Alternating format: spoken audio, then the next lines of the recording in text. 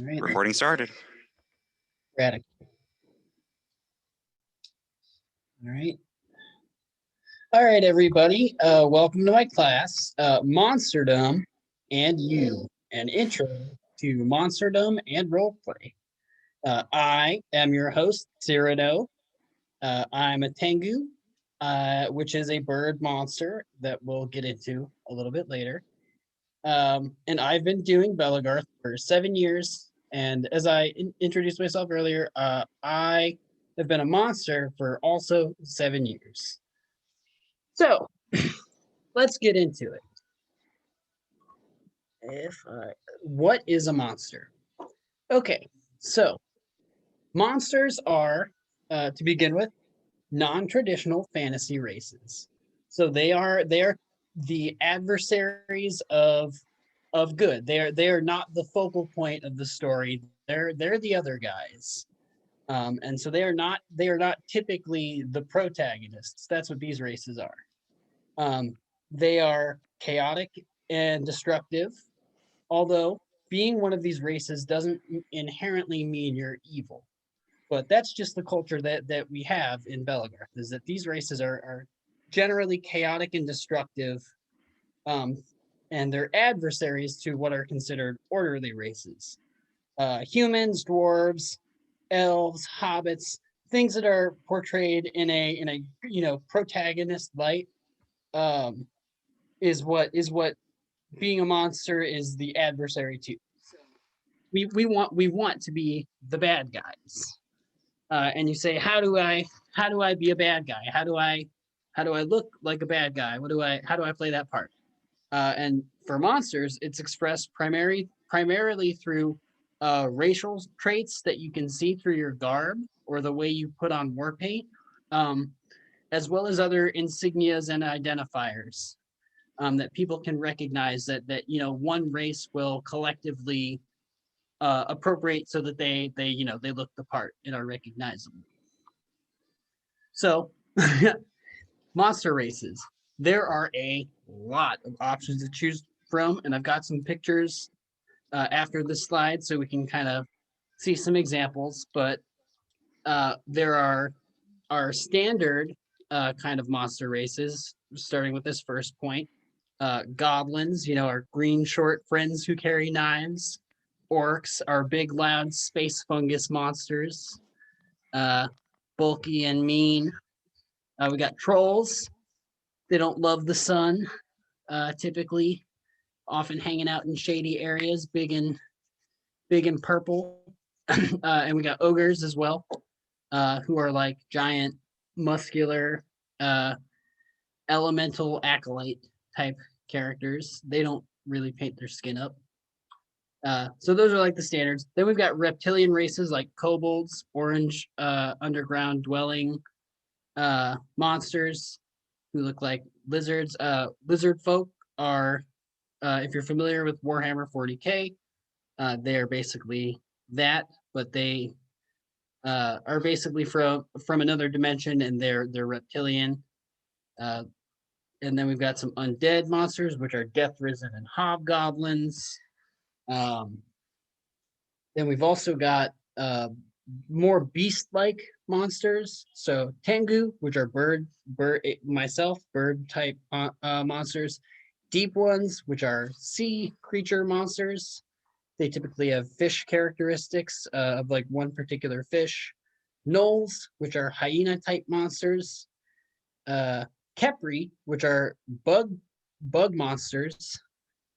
And then we've got dire bears, which are also they're large bear type monsters. And most of these races, all of the ones that I've listed here have established lore on our Geddon wiki, and they have guidelines for how you can craft your garb and how you can like do war paint and craft your persona. So there's you can talk about any of these races at length. And what it really comes down to is just finding something that fits your aesthetic and what you would be having fun creating for yourself, because it's really an individual. Monsters really allow for a lot of individuality in how you express. So, real monsters. So here are some examples uh, to get what I'm talking about. So up right in this first picture is me. That's a Tengu kit. You can tell because I have, this very feathery type cloak, and I've got a beak. So that's kind of one of my racial identifiers is I always paint my nose or I have like a beak on. The second picture, this very colorful young lady, that's how kobolds look in Belegarth. They're very their whole thing is that they are super colorful, and they wear basically every color, and they are bright and they are bouncy, and they try to be as assaulting to the eyes as possible. And then over here we've got a goblin wearing a mask, and he is a night goblin, which is a specific type of goblin, who they wear a lot of black and white, and that's like a tribe of goblins. Um, but yeah, so he's a goblin. We got a hat troll down here. This young lady with the jawbone around her neck. Next to her is a deep one, and so you can tell he's got like tentacles and scales, and he's colored teal. And next to him, we've got some lizard folk, which they wear a lot of very angular pieces, and they typically wear a lot of like mantles, things that stop at the neck, and they leave their more of their torso exposed. So those are just some examples of what I'm talking about. So how do I be a monster? Well, it helps to start by creating a persona. You know, who are you? Who is your monster? What and if you want to be a villain, it's important to be um taking into consideration that you want to be diabolical. You want to be like evil. Uh so what are your goals? What do you want? For example, myself as Cyrano, my ultimate end goal is to effectively like devour my race's god and steal his power. Like that's my goal. And so I try and create stories about obstacles for that goal, because it's a long road to walk and there's lots of misadventures you can get into. Um and that goes into how did you get here? What are the things that your persona has experienced? Um, do you have any fun stories? Uh, where did you hail from? Were you a goblin who was raised with a tribe of goblins, or were you a goblin who was abandoned by other goblins and you were like raised by gnolls or something, and so now you can influence your race with other flavors by creating a backstory um, to help like influence the way you look. So there's that, and then again that flows into that why do you look a certain way? Like use these stories that you create for yourself to sort of build on how your garb looks, how your war paint looks, um, so you can kind of do all of it ties together, and it makes it a little bit easier to I'd say like evolve your persona, because you have this running track record of how your character is like behaved and like things they can draw from for why they are the way they are now. And that's a big part of creating a persona, is when you write your backstory, always be asking yourself, why did this happen? Always be asking yourself why, because it helps connect things. It makes it a little bit more concise. Uh, and important things to note about being a monster. Uh, my personal take on being a monster is I try to be a like Doctor Evil esque villain. I like to play the flamboyant, very diabolical, very melodramatic, goofy character. Just because it's It's fun. The biggest part about it being fun is the fact that when you take into consideration that in Belegarth, most people are playing as they're a human, faceless type hero, and they might all have their own backstory. Um, but nobody ever considers that you can also be a villain. And in Belegarth, there is no set ending to the story. So the good guys don't win in the end because there is no end. So you can be as melodramatic and diabolical and like or you can also be serious and like vile. You can really um you can really hyperbolize those traits because like we have a place where villains don't lose. And I just think that that is a very uh fun fun way to play the game. So the point being is when you're crafting this persona, have fun and remember you're the antagonist. We're the bad guys. So uh, now I got some more monsters just to break it up a little bit. Uh, this top right is another example of an ogre.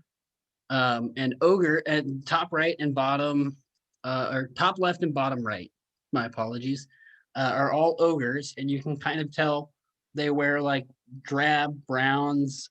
They don't paint up like other monsters. They just wear black war paint. Um, and then we've got another kobold in the center here, being very monster-like because he is not even holding a bow. He's just holding the arrow, which I love. Some good shenanigans. Got another goblin. Oh, yep, my bad. Got another goblin, two goblins. You can kind of tell their garb is different, but follows similar patterns of like green. Well, there were goblins were a lot of green and black and red. And any monster, as you can tell with the lady at the bottom, a lot of monsters will wear war braids on their belts because it's a good accessory. Um, and then in the center down here, this is a knoll. This is someone from our realm, Quinn Gnarlhide, who is a knoll, and you can tell she has racial identifiers where she's wearing ears, has this very cool mask. But the big racial identifier for gnolls is that they wear collars, and a lot of times they have spots. So I'm going to break down a little bit more of how to get your garb to look like a monster because you can kind of look at those people and be like, oh yeah, wow, that looks like a lot. And the outfits can look kind of complex and a bit off-putting. So I just tried to break it down a little bit. um, Monster garb is often constructed of multiple pieces that all contribute to a whole outfit. And they use these like racial identifiers to help, make them look like the race that they are. Um, for example, like the night goblins wearing a lot of black and white. Um, but another thing is that because monsters are often chaotic uh, and destructive, they fight a lot. They do a lot of stuff to they break a lot of things. Their clothing is typically in tatters. They don't live in high society. So when you make monster garb with all these pieces, it's often a common practice to make it look distressed by like leaving it out in the sun, washing it a lot. Um, I have known people to take their newly made monster garb and distress it by literally digging a hole and burying their garb underground for like a week because it really like makes the fabric age.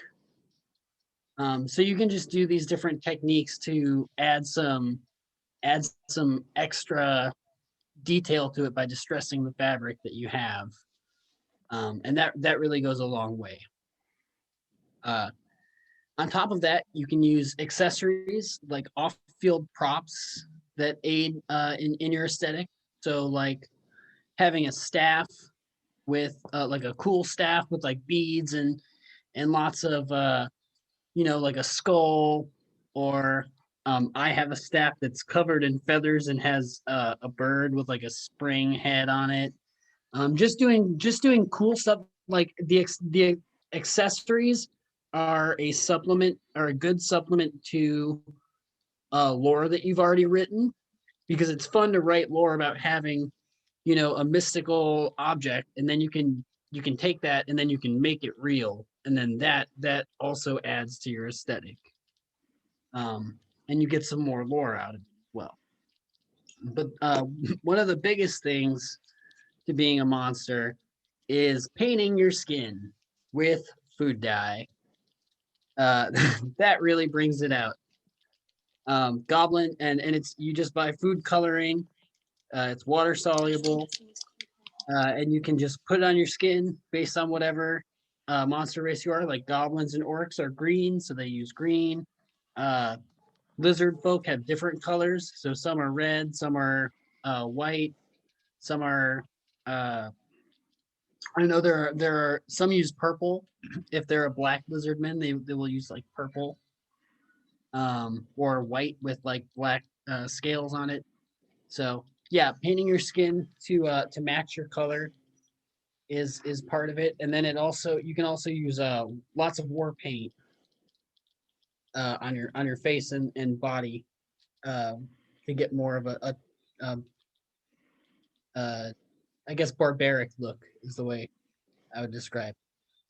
So now next, I'm just going to show you some examples of kind of what I was talking about, the racial identifiers, and just show you and how they're still like similar but different.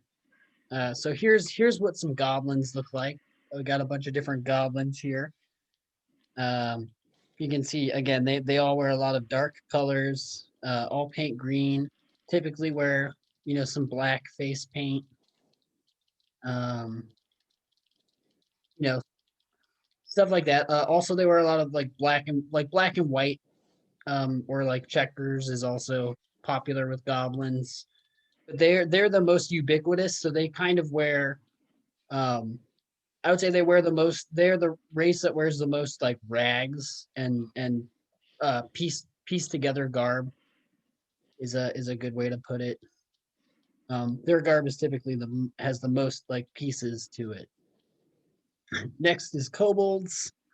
Uh, as you can see, they all wear uh, basically patchwork garb that is just uh, bright, obscene colors, and they paint their skin orange.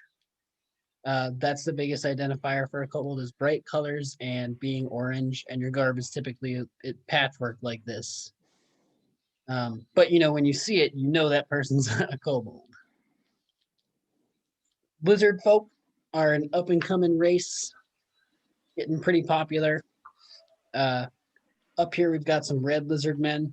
The big thing with their garb is they wear, like I said earlier, mantles or things on their upper torso, and they usually use their like midsection bare. Um, they take a lot of influence from like Egyptian style clothing, and so they use a lot of like sharp, angular edges. Um, and then as you can see, like this, they use like cool paint. Like this guy down here used mesh to paint his face like scales. Um, so just cool stuff like that. Hat trolls are the most prominent type of troll in Belegarth. They're called hat trolls because their lore says that they will get burned by the sun if they don't wear a hat, because the sun hurts them. So they all wear hats. That's the big thing, and they wear purple, and they often wear a lot of like brown. And the big popular is that thing that I've been seeing in Monsterdom recently is that they wear a hat they all wear kind of a hat that looks like a straw hat, um, or like something you'd see on a scarecrow. They wear a lot of like light browns. They paint purple. and they wear some wear tusks. Tusks is a big thing for hat trolls. Um, this guy up here with the yellow Harold's Tavern, he's got it going on with the accessories. He's got his briefcase that's empty. He found it in a dumpster. So just good fun stuff like that to make you look disorderly. But yeah, so that's hat trolls. So those were just some examples of like how you can all kind of do your own individual thing, but still follow a guideline, and you all end up looking similar. So why be a monster? It's a great creative outlet. You can through garb, lore, and role play. Um, it creates an alternative field presence beyond being faceless warriors.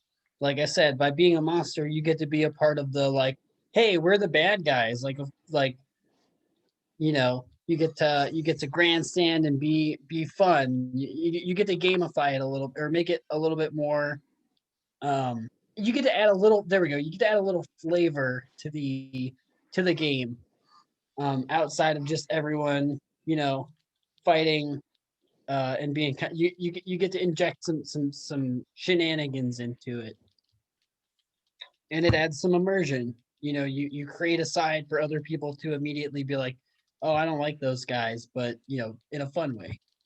Also, you get rad face paint and body paint, and it's important to remember monster kits take time. You may not look great in the beginning, but I sure didn't, and this is 7 years in the making, so it's just one of those things that you gotta take time, and with the right people and patience, you can end up looking fantastic.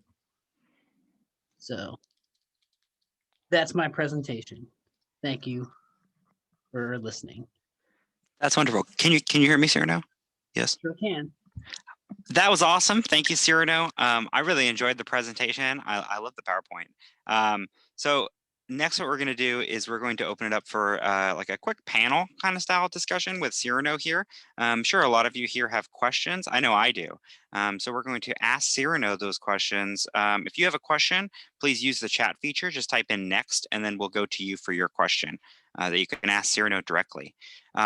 As well as a note, after our discussion portion, those of you who are in the chat here, Cyrano mentioned a website called Getin, which is a fantastic resource for learning and understanding Monsterdom and reading other people's lore that they've established or their characters. And what I'm going to do is I'm going to help you guys and individually create Getin pages for those of you who don't have them. Just simple ones, just to add in some information. So we'll get into that afterwards.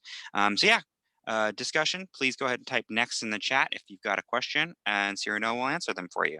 Cyrano, let's give it a couple minutes so people can think of some questions. I'm sure their minds are racing right now.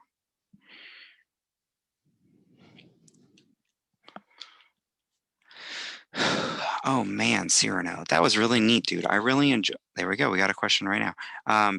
Beetle is going to be our first question here. All right. What's up, Beetle? So you mentioned that one of your favorite parts is having the antagonistic character type of thing. So how do you walk that line of having the antagonistic persona without just being a jerk? See, that's a great question. Honestly, it helps that if you're going to do, and this is a big part of what I think is fun, like I said, is being that antagonist, is shenanigans. And it's kind of like heckling people, but you actually you do a funny voice. And I think that's a big part of it, is you use a monster voice so people know you're not just being a jerk. And it's really just like a bastardization of like any accents that you really want to. But it's just thinking about so do the funny voice if you want to like heckle people, or say it sounds bad to say mean things, but that helps because your people will know you're playing a character. And it's also don't be. It helps if you don't like target specific individuals. Like, be an antagonist for everybody. Like, don't focus on an individual's like specific traits. Don't go around like throwing shade at people's garb, but like, oh, they're a human. Like, you can like laugh at them for being a human. Or like, does that help? Does that make sense? Yeah, Yeah. that makes sense. Could I add something in there, Cyrano? Sure. So it seems to me, and correct me if I'm wrong, but a lot of monsters, in itself, it's kind of like its own little culture and club, to where the monsters who are of the same race as you, or even similar friends and stuff, you kind of get to know each other, and a lot of monsters will be friends with them if they are a monster. Would you say that that's accurate? Lots of Uh, goblins hang out with goblins. yeah, I would say that's somewhat accurate. Yeah, most of the monster races that are big enough to have a large group of people, typically do have like their own like Facebook page, and they all kind of do their own thing, so they can bounce ideas off each other. So it seems to me that like in relation to your question, Beetle, about the how do you be antagonistic without being a jerk?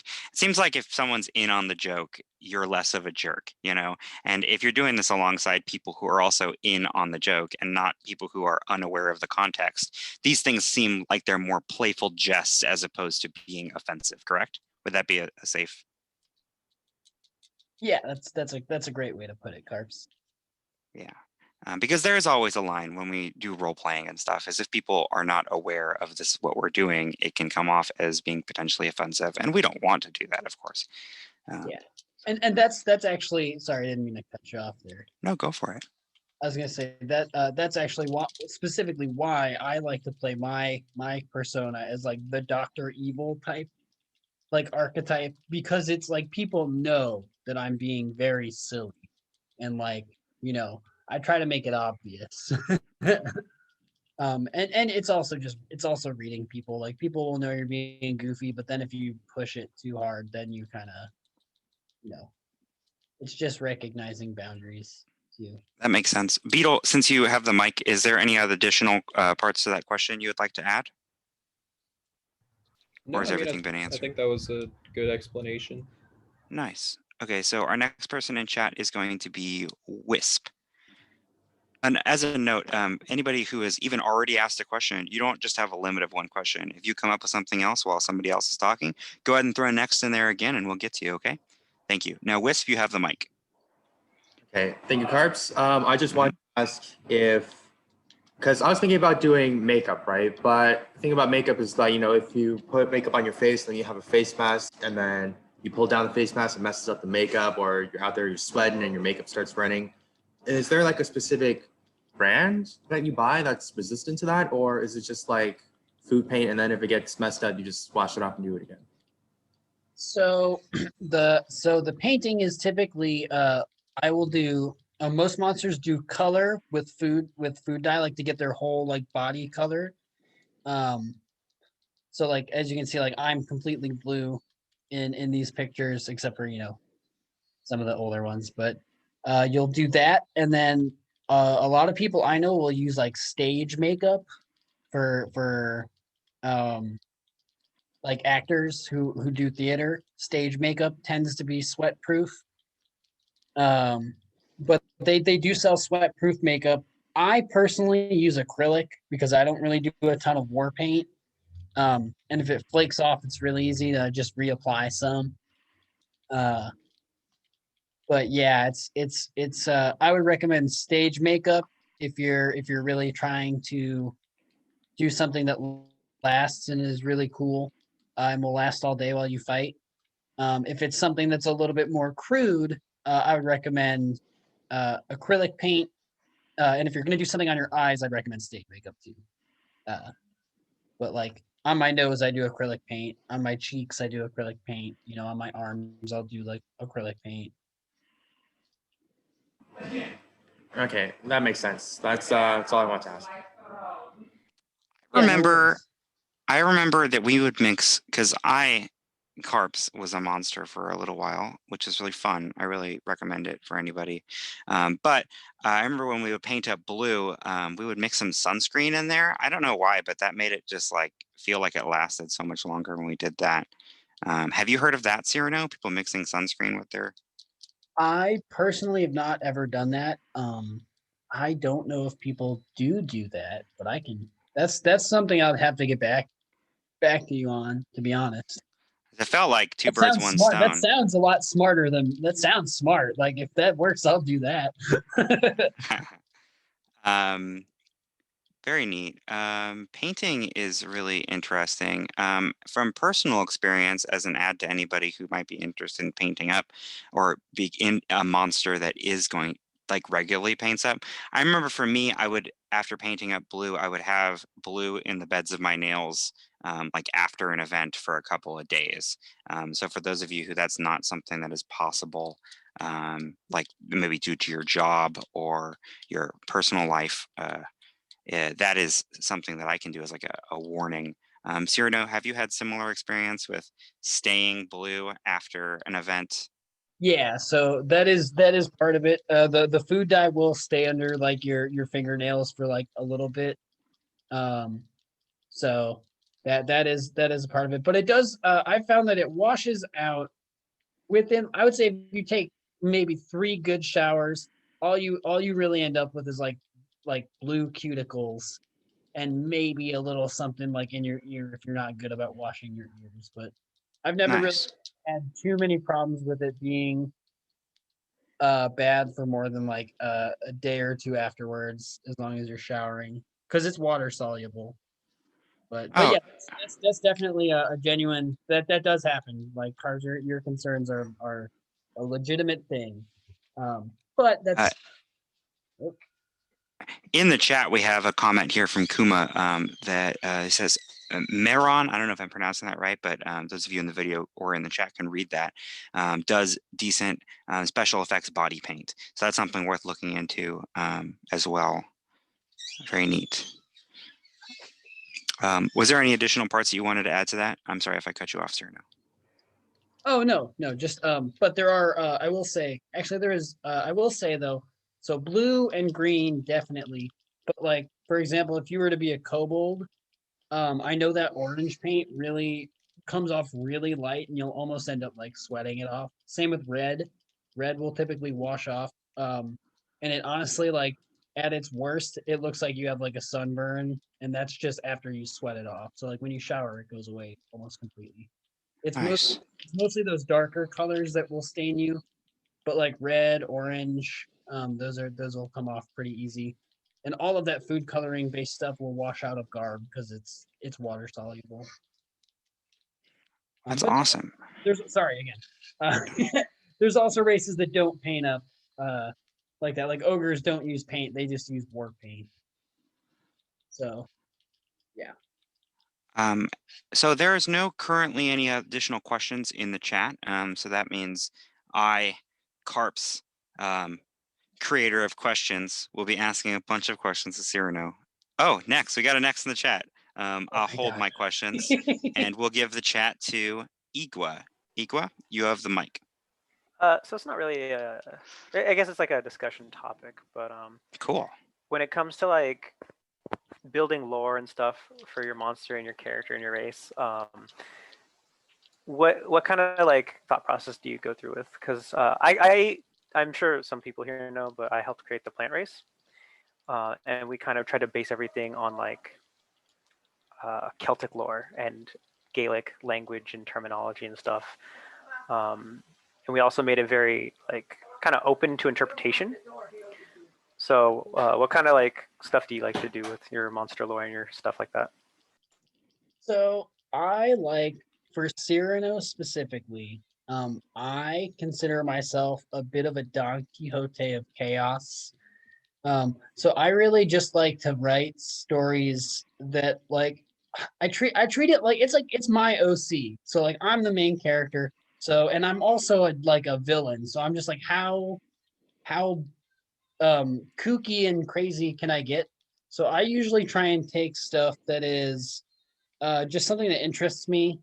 Um and I just like put myself in those situations. Like, what if like, oh, I like this funny scenario. Like, what if I did this as like a monster and like then it got crazy. So it's really just doing what you like.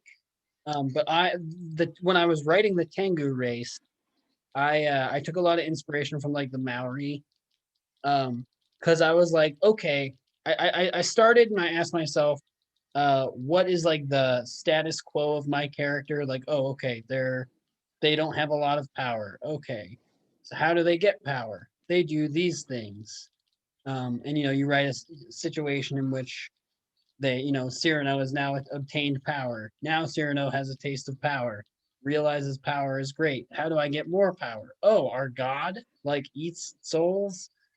It's just like, and you escalate it from there. Like it's really just coming up with a goal for what you want, and then that, at least for me, is coming up with a goal of like, what do I want Cyrano to be next, and then I write the story of how he gets there. Like for example, my next kit is I'm a sound ninja, which is very different from my last kit, which I was like basically like a clown.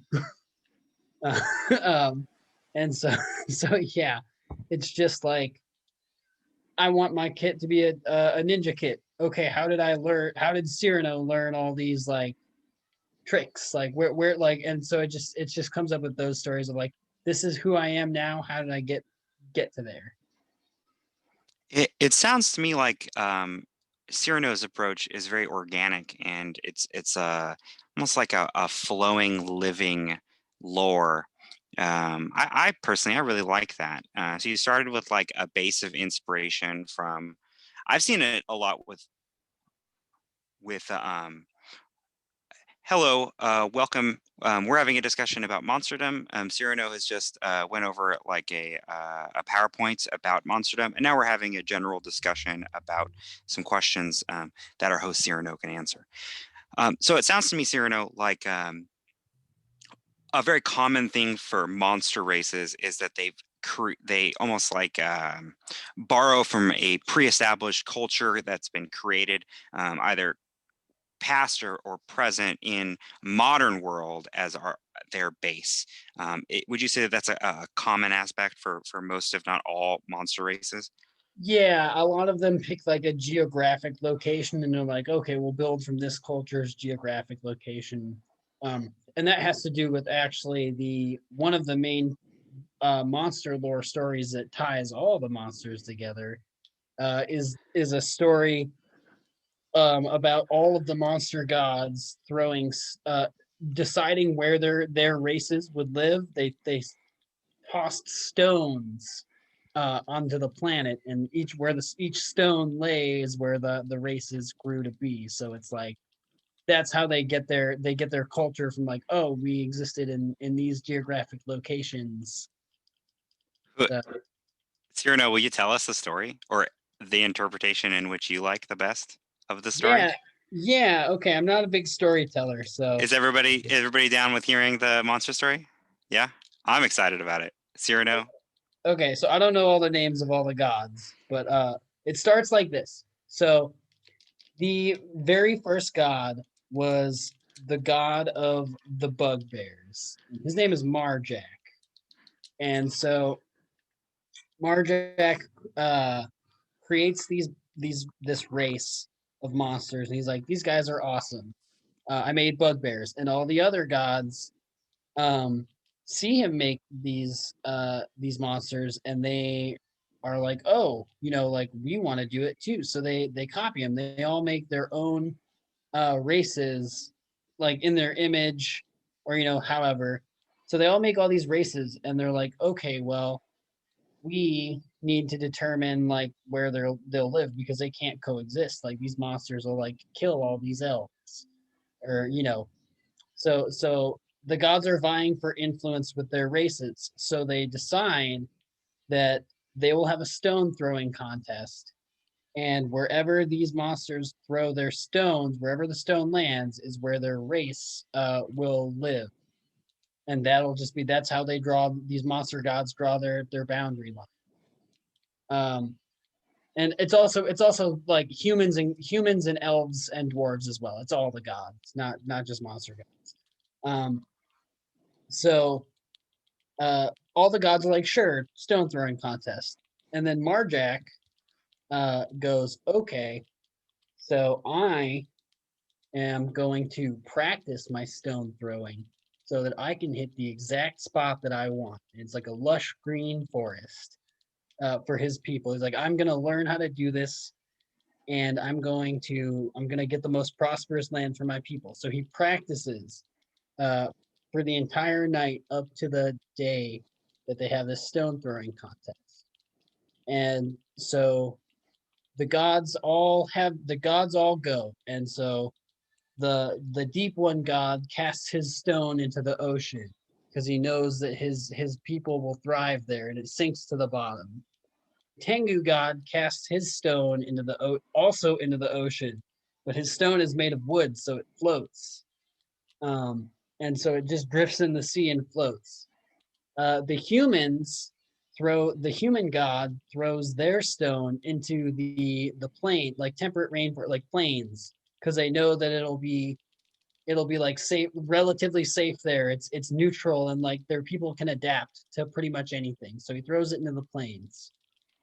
Um, and then the dwarf god throws his stone into the mountains because he knows his people are hardy and can manipulate the land. And then it just comes up to I'm forgetting some of the monster gods, but it goes on like that where the gods cast their stones, and it comes up to the elf god and Marjack. And so the elf and the only two places left on the planet that have been unclaimed are the harsh, forsaken desert and this lush, verdant forest. And the elf god, knowing that his people would never survive in the desert, casts a spell on Marjack. And Marjack uh, is about to go and throw his stone, but he's been enchanted. So what looks to him like the verdant forest is really this awful desert. Um, and he casts his stone, hits his mark perfectly because he had practiced. And when the spell breaks, he realizes he had thrown it into the center of the desert and had basically forsaken his own people. And then the elf god throws his stone into the forest, and from that point on, like all the bugbears have held like an eternal grudge against elves, and that's where all the monsters spread out and settled. It was a stone throwing contest. Neat, Cyrano. That's really cool. I like that story, and one of my favorite parts about that story is, much like oral tradition or even religions, you could say, there's a lot of different interpretations of that base story itself. So you, as your monster race, and I know with some of the monster races, they'll interpret that story slightly differently through their god's eyes, or their like I know for the deep ones, I don't know if that still reigns true, but when I was a deep one, um, the god Dagon accidentally had thrown his stone into the sea, like the largest place, right? So the other gods mocked him for his foolishness to toss into such, like, not a precise area at all. This is the worst stone thrower. So he vows to take over the rest of the land and use the sea as like a conduit for revenge. And I love that about any kind of story, because especially if you're involving different, in this case, races, the interpretation can change. Cyrano, are there other cases in Monsterdom that you're aware of where it's the same story, but it has been interpreted by two different kinds of races? Oh, yes, but I don't know them off the top of my head, but I know there are ogre lore and goblin lore. Both have very extensive stories about their gods, and they will have mentions of those gods in their events. Like the goblin creation story is very different from the one that I just gave. Yeah. A lot big. Um, I also remember, was there something to do with the ears of the elves in that interaction? Did Marjack curse the elves with cut ears or something? I'd have to read I'd have to read the story. I don't remember. And honestly, that's what one of the coolest things are, is there's so many different stories created Yeah. by members of our community over the how many years? How many years has Monsterdom been around in Since Belegarth? at least the 1997, I think. Yeah. So you 1997, but yeah. this massive conglomeration of people's ideas and their stories compiled into a living, organic, uh, you know, culture in our community, I think is something that is very, very cool. I would recommend everybody if they like check out the Geddon. There are some short stories that are goblin lore that are follow the epic of Neb. And this is my favorite thing in Belegarth and what I love about these content creators.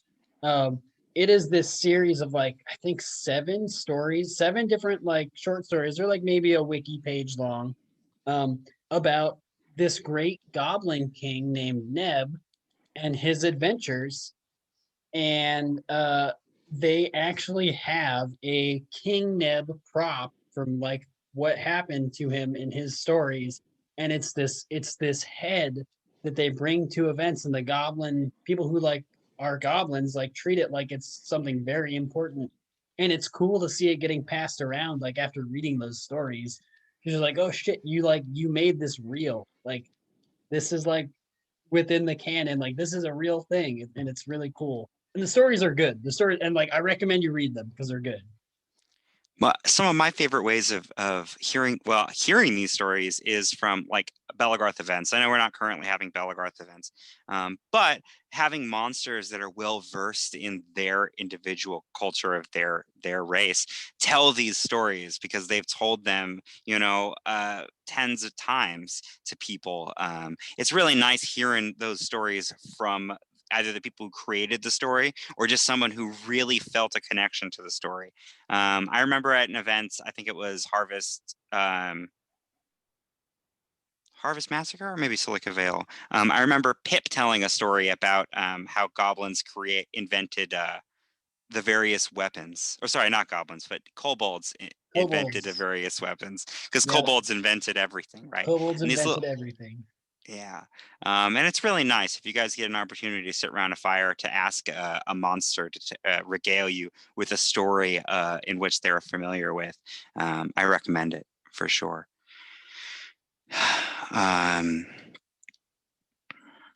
So I'm going to come. Oh, I had a question. I had a question that might be a controversial question for you, Cyrano.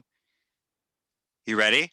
Of course. So you had, if anybody has any other questions as well, feel free to put a next in the chat. I bet somebody did. And Igwa, did you have another question? Yes, I'm sorry. Before I ramble on, Igwa, you have the mic. So I was gonna So you guys mentioned having different stories for like the lore creation, and so when I created the plant monsters, we actually have a lore creation story based off of Silverhelm lore. Wow. And Silverhelms, for some of you who know, are another race in Belegarth that are basically, think of them as like archangels to like the gods. And so the plant race lore is that another creator, which is what Silverhelms call them, came and saw the wars between monsters and humans and elves, and were kind of like tired of how much destruction that was bringing to nature. So they created the plant monsters as like a balance between Monsterdom and Pinkies to kind of like stave both of them off and away from nature. Oh, that's And rad. and in Silverhelm lore, so the creation story for Silverhelms is that there was actually basically a space war happening between all of the gods amongst the stars, and their soldiers were, and their like wise men and all that were the Silverhelms that they created. And there's 4 different casts of Silverhelms, but the coolest one is called the Ascended. And an Ascended Silverhelm is basically, you can be a human, an elf, or any kind of monster, but if any of the creators recognize you or other Silverhelms, they raise you to the status of Silverhelm. and all silver helms are shapeshifters. All silver helms can be whatever they want. So I actually have a really fun piece of history here in both silver helm and monster lore. I'm sure a lot of you know Cord, right? Yep. This is his old silver helm face. Oh, holy shit. And you know that this is Cord's because it has goblin ears on it that he stitched on here himself. Nice. And in Silver Helm lore, there was a split between the Silver Helms. Some of them got tainted by darkness and evil energy, and they became abominations, right? So that's why Cord's Silver Helm, his mouth is all burned out, and his eyes are all blackened around the rims and stuff. But this used to be Cord's face. In Silver Nice. Helm lore, the truest form of your Silver Helm is your face, right? Mm. So it's really interesting that, like, you know, I like the different lore stories because, like, you know, the plant race and the silver helms have a different idea of what the gods did and what their purpose was. I do And like that. And I you li- even I have like- Sorry, go ahead. yeah. No, I was just finishing with, like, yeah, you even have monsters who are also silver helms because as part of the plant race, I was a great stag, and these were my antlers. But then I got killed, stabbed through the head, and that's why this antler's broken off, and reborn as a silver helm. That's exactly what I'm talking about when I say, like, you have stories and then you apply them to your own personal kit. Also, I like that. I like the plant race thing because it reminds me of that Futurama episode where Bender's made of wood and he's like, "We'll show them our peaceful ways by force." Yeah, we had a war with the kobolds, and one of the things we were going to do is get those little tangerines and go to the kobolds and just start eating them in front of them, like, we're eating your eggs kind of stuff. Stupid shit like that. Nice. Okay, Carps, you had a question? Well, as a note, I'm a big fan of like physical objects that have like are related to the lore. I'm a big fan. Like I love that. It's like a relic, it feels like. And I know that there's plenty of relics that exist within the monster in the community that are like literal objects from the stories, which I think is super cool. My question that I was gonna have to you was, is there the potentially controversial one, because you said earlier that the monsters, you view them as being antagonistic, and then there's also this commonality of monsters being like in rags or like tattered clothing and stuff. Are there examples of monsterdom? Because I can certainly think of a few that are not monstrous or evil. Are there people who are non-human, non-elf, dwarf characters that don't necessarily fit the common idea of monsterdom, but are still monsters? Right. So I personally don't think I know, and like I don't know any specific individual that is like that really goes that far, to be honest. Like most of the people who are monsters who choose the RP typically RP on the bad side, but you absolutely can be a monster race and not be I would say like evil. The real distinction is evil, because honestly it's 2020. Nobody is inherently, supposed to be like inherently evil. So that's just kind of an adjustment for the times. But in reality, it's like you can be a monster race and be a good guy. You can be a monster and be a knight. You can be a monster and do those things. It's just recognizing that the way it's been set up in Belegarth culture is that these monsters are traditionally bad, or they're or traditionally destructive and chaotic. So like when it comes to them wearing rags, it's less of like a because they're uncivilized and more because it's just not part of their society. Like, Gotcha. but the way it's been established, these races have very in-depth, in-depth cultural heritage within the sport. I know with because I'm most familiar with the race in which I was previously a part of, which was the Deep Ones. I know we had like an entire cast that was established as like philosophers or you know seers, basically like an intelligent, hyper intelligent cast, and they didn't necessarily dress in like any level of like primitive attire or That's kind of what you're distressed talking. stuff. Okay, So, yeah, so there are yeah. examples I mean, that you can Yes. make that are monstrous, but they're not monstery, or they're monsters but not monstrous. Or Yeah. Okay, so that's actually So lizard folk.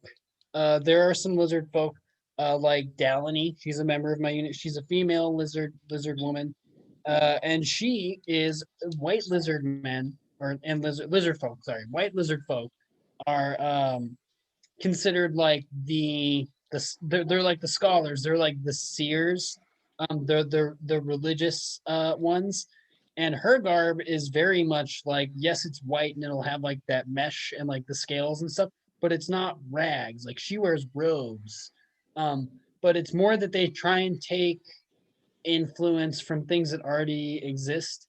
Um, just like clothing patterns from other types of like religions, without without appropriating it, of course. The idea is like you don't take things that are sacred, but like um influence that way.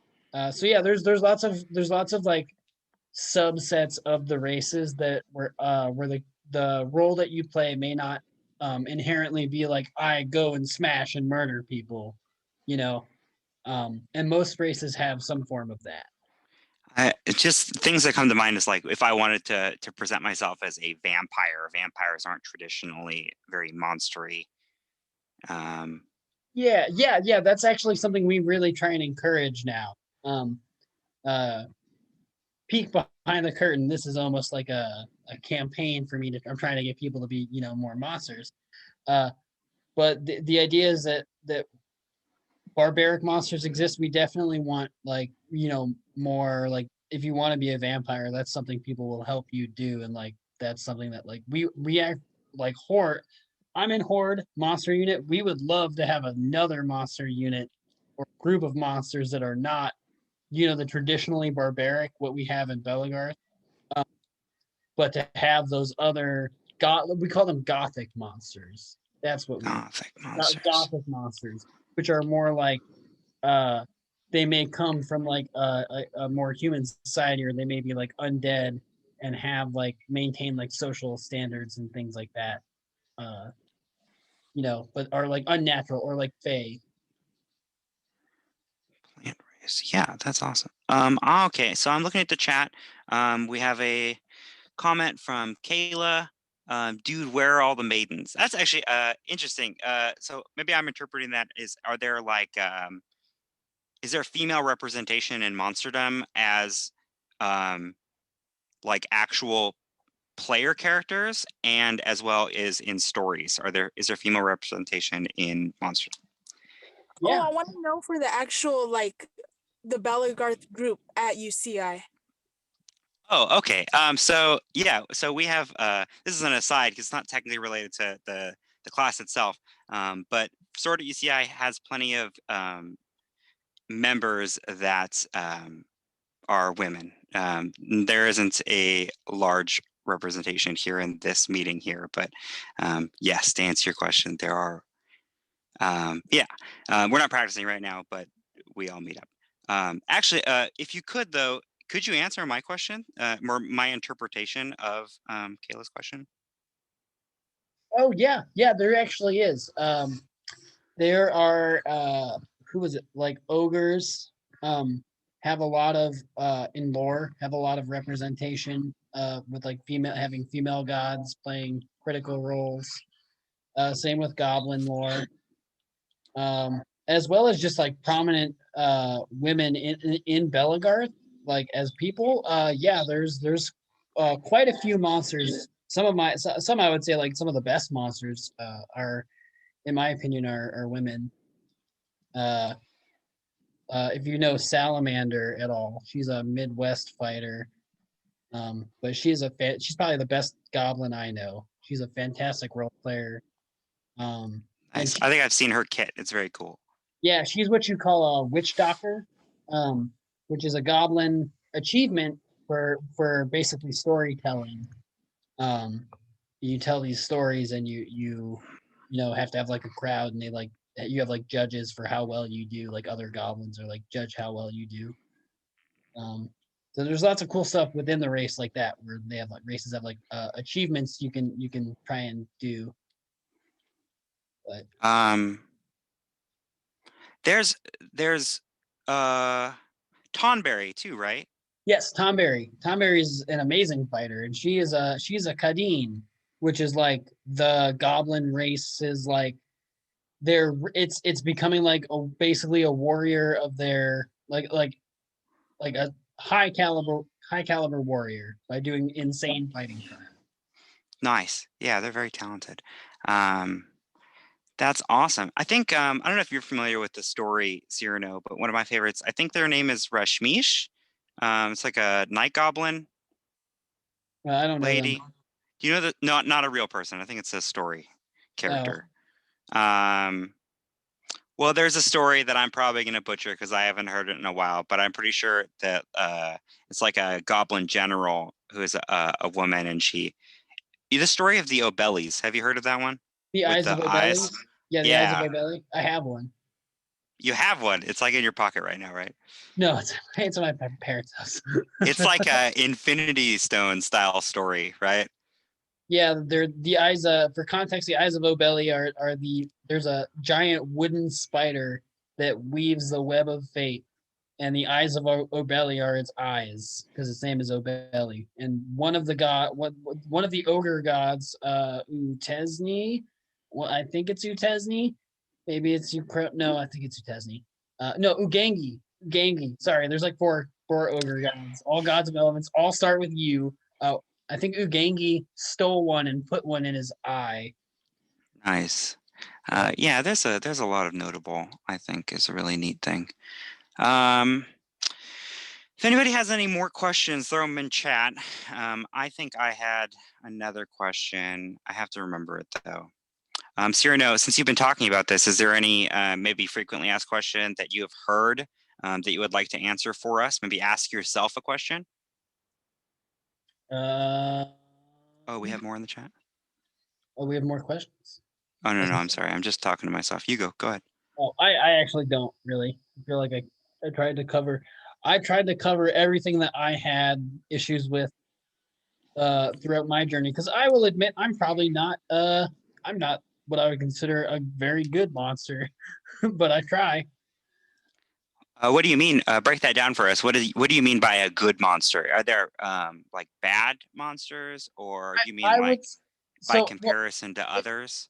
it's more just about I hold myself to a very high standard and I'm consider myself not good simply because I'm a one of the few representatives of my race and it's a race that I created and it's more just like I compare where I'm at to like where other races are at and because I represent everything in my race I'm just like oh I don't do the best job like I'm trying but Well, I do buddy, ask. that's that sounds like if you're going to compare yourself, some of these races are like decades old at this Oh point, yeah. right? Oh yeah. So I would imagine doing like if for those of you at home who are thinking of starting your own like maybe race or you want to join a group who has maybe a small amount of members and hasn't been around as much, it would be difficult or you'd be hard pressed to compare yourself to one that has 100 members and that's similar to anything if you're like a unit in Belegarth or if you are a brand new fresh upstart realm or something comparing yourself is a path to being a little bit disappointed Oh but definitely. through hard work and determination, you can get the ground rolling, get more people, and establish yourself in Monsterdom, right? You would say that that's not something that is an unachievable goal, is to have a successful race if you were to start Oh, off, right? totally. And there's honestly like there we have the resources to get it off the ground. It's really just taking the time and putting the effort into to doing it. And it's also being I'd say one of the harder parts about it is you have to be open to criticism. Um, and sometimes you work really hard on a monster kit and you're like okay cool like I tried this new thing out I'm really proud of it and it just you look at pictures of yourself from the event you're just like oh this doesn't look good and then you're like that's why people were like it's all right uh, so it's just it's being patient with yourself uh, is a big part of it is a big part of developing your monster kit and recognizing that sometimes things don't work because you're not using standard clothing patterns and stuff. things will look weird, things will be a little awkward, and it's just taking time and recognizing that it's a process, not like a goal. Yeah, I see. Um, I would like to share some of my personal experience as a monster. I'm no longer a monster, but those are for personal reasons. But when I was first starting off in Belegarth, maybe about 2 years ish in, I've been playing for about 7 years now. I started off doing monster stuff, and it was actually a really cool. It was kind of like a gateway for me to start making garb. I sew and I make a lot of garb nowadays, but back then, doing monster style kits, especially ones that were more tattered and things that I can use to distress, you don't really need maybe modern tools or expensive tech in order to make some of this garb look really cool. Some of the styles that I was using for my garb is like just acid wash, or like I was bleaching using like templates out of cardboard and bleaching symbols on, which might get a very similar effect to applique, that you might need more expensive materials or the know-how and ability to do it. But distressing is something that a lot of times you can do with some dirt in your front yard or some common household items. And to me, it gave me an opportunity to make my kit that maybe consisted of a pair of garb pants into a much wider variety of garb for me to wear to events. Because that's normally, sometimes can be a locked gate for people who are just starting off into our game, who maybe might not have the amount of money to go purchase expensive kits, but to take, a pair of drapes that they pick up at a thrift store, and how am I going to make this into a kit that looks cool and doesn't look like a pair of drapes I bought at a thrift store. Um, But that actually has some of the most potential to look the coolest, because yeah. part of what monster garb is like the fact that it really is supposed to look like, oh shit, this is just stuff we like acquired in our travels. I also saw, I think I did it with one item. I can't remember exactly what, but I was given some garb it looked like it was like a human's garb, or it might have been a tabard or something. And what I did was I kept it in the style of that human's tabard, or it might have been a sleeve or something. And I distressed that. And I made it look like something that I just took from like a human, if that makes sense, as Yeah. opposed to something I created, which I think is one of the most cool things, is to distress something that doesn't belong to you or your character and make it yours. As a cool way you can sample other styles while it's still being your style. Yep. And then you immediately have a reason for, you can write a story about it. Like, why do I have this? What was the encounter for it? Mm-hmm. That is awesome. So it's 3:11. Let's give it. Is there anybody else in the chat that has any questions for Cyrano, or might want to share an experience of theirs with Monsterdom within our community that might be benefit to others, or just maybe a general miscellaneous comment that they would like to add that's relevant to the topic at hand? Igwa, yes. Igwa, you have the mic. Yeah, actually, you're talking about like garb that you inherited from someone, and you actually gave me a piece of garb that is super inherited. Yeah, it's super cool.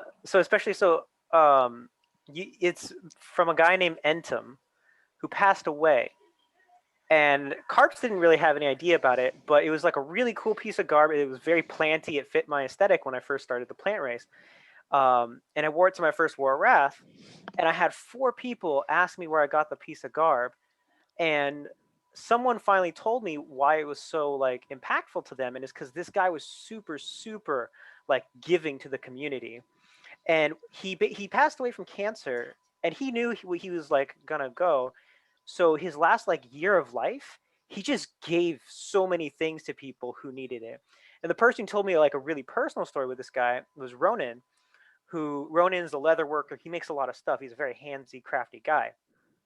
And he had a commission that he didn't have the tools for. And he was just, complaining about it, I guess, in chat with this guy. And Enton went, bought all the tools, gave them to Ronan, and then helped him make the commission. And this guy, just was like that to so many people. And after I heard that, and I heard all these stories of this super cool guy, I was like, oh man, I have to like like I wear this garb now with like a badge of honor. Like I want to like also embody what this guy was, giving to the community, really good. So those inherited pieces of garb are really really cool. Yeah, it Yeah, just reminds me because you gave me that piece of garb for $10, Carps. I did. Let's pretend I gave it to you for free. I don't know.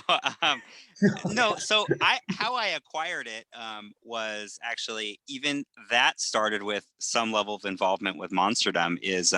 I entered a arts and science competition at War of Wrath. I entered it was like a necklace that I had made. I had learned like a weave. I used hemp rope and seashells and stuff, and I made a Deep One style necklace, and I entered it.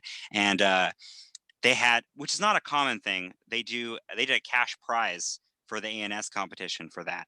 And I didn't attend feast, so I didn't hear that I won the arts and science competition, but somebody presented me with an amount of money. And at that event, there was a silent auction from that person whose name he was an Ent. What was his name again? One more time, Igua. His name was Entum. Entum's like parts of his garb and his weapons and stuff were donated at a silent auction. And I had taken the money from that ANS competition, and I just spread it around the silent auction basically. And that's how I acquired that piece. And I'm happy it landed in Igua's hand, because not only is that story now shared, but it also is in similar aesthetics to his monsterdom, or his persona that he presents too, which is cool. It's just kind of like a really cool cycle that was allowed to happen. Yeah, I forgot about that, Igua. Thanks for sharing that. Yeah, I still wear that garb all the time. I love that piece of garb. I wore it to a couple of events too. Yeah. I really liked it too. We have anything in the chats? If you aren't busy, Eugene really needs your help. Cool. So let's wrap it up here. Cyrano, thank you for sharing with us all of this. I think it's been super helpful. Let's give a quick round of applause for Cyrano. Yes, basket in. You can't hear because everyone's on mute, but I'll be loud real quick. There you go, Cyrano. Lots of thank yous from the chat. We appreciate it, Cyrano. I didn't, I said I was going to, but I actually have to go do something else right now. For those of you who would like a get-in page, please send me a PM, give me some information. I'll send you a template, and then you can fill that out, and then I'll get one set up for you, okay? I'll link 2 different resources that you can use for delving into Monsterdom yourself, one of which is the get-in, which was referenced several times during this today, as well as there's a Creatures of Bell and Dagger here page on Facebook. That is a super helpful resource for those of you pursuing Monsterdom, or even just one of the people who want to learn more about it. And I'll link those in the event page. Okay. Thank you. Yes. Do you have anything you want to add? Yeah. I was just gonna say, yeah, feel free. Same thing. Feel free, if you are going to be working on any monster stuff, if you want to contact me for any help, or if you need to, hook you up with someone who knows a little bit more. I can certainly help you out with that. I can help you write with lore. I'm just gonna post my name in the chat in case you're interested in direct messaging me, and I can respond and get you, help you out with all that stuff. My real name is Connor Dale Patchett. So, Cyrano, could you put that on the event page itself? The chat on this page goes away into oblivion right after this. Okay, yeah, totally. I'll do that for you guys. Thank you. Everybody have a great day. Thanks for stopping by. More On Roll Academy tomorrow. No, I'm sorry. More On Roll Academy at 4 o'clock today with Lothar. Grand Poobah Lothar, who will be teaching a course on the intros to Ampguard, which is a sister sport of ours. Thank you. See you guys later. Later.